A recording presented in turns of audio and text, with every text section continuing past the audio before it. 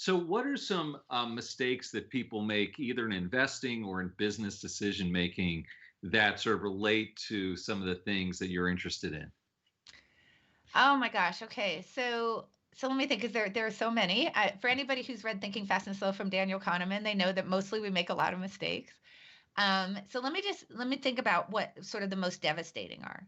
Hmm. Um, and I think I'm going to think about two. The first one, which we can talk about, is called resulting. And this is actually a really huge problem that people should recognize this one pretty quickly. It's taking basically looking at the result of something, say a trade, seeing whether it won or lost, and then using that to determine whether the trade was actually good or bad. So I'll give you an example outside of finance that I think should help people to understand why this is problematic. So just in the simplest sense, obviously whether you won or lost on one iteration, if you think about it, doesn't actually tell you very much about the quality of the decision. Um, this is actually a little bit the poker versus chess problem, right? Because as soon as you introduce luck into a system, and also like information that would be unavailable to you that might have been important for you to know, we can get it. We essentially discorrelate decision quality from outcome quality in the short run, something that doesn't happen in chess. So in chess, because you don't have that element of luck, if you lose, it's because you made bad moves in comparison to me. But that's not necessarily true in poker, right? In poker, you can lose because you get bad cards. You can go through a green light and get in an accident, even so. So just the fact you got in an accident shouldn't actually tell you much. But the human brain doesn't really work that way. And it ties this connection. So the example that I opened thinking in bets with is actually the 2015 Super Bowl with Pete Carroll and the Seattle Seahawks. Um, and they're on the 1 yard line of the New England Patriots. People really know this play. They're Yeah. down by 4. There's 26 seconds left in the game, and Pete Carroll has one timeout. And so obviously they're down by 4. They have to score a touchdown here, and it's pretty clear if they score a touchdown that the Patriots aren't going to have enough time to come back down the field. So this will be the game-winning play if they can do it. Everybody has an expectation that Pete Carroll's going to hand the ball off to Marshawn Lynch, who's going to run it, through the goal line. I mean, I guess running through the pile of Patriots, is an obvious thing that someone would be able to do. I would argue against that, but anyway, he doesn't do that. He chooses to have Russell Wilson pass the ball, and we know that ball was very famously intercepted.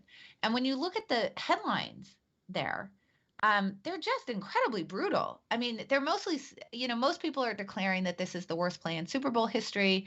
USA Today actually said it was the worst play in all of NFL history. That was pretty strong. Wow. Yeah, but I'll do the thought experiment with you really quickly, Andy. Hmm. So let's imagine that Pete Carroll passes the ball. Well, he doesn't personally, Russell Wilson does, but he calls for the pass play, and the ball is caught for the game-winning touchdown. What do the headlines look like the next day?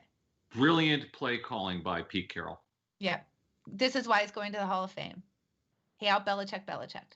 Right. So this is where we can see resulting, at work, is that when that is caught for a touchdown, it's a brilliant play. It will be the most brilliant play in NFL history, according to USA Today. And when it's intercepted, it's the worst play in NFL history.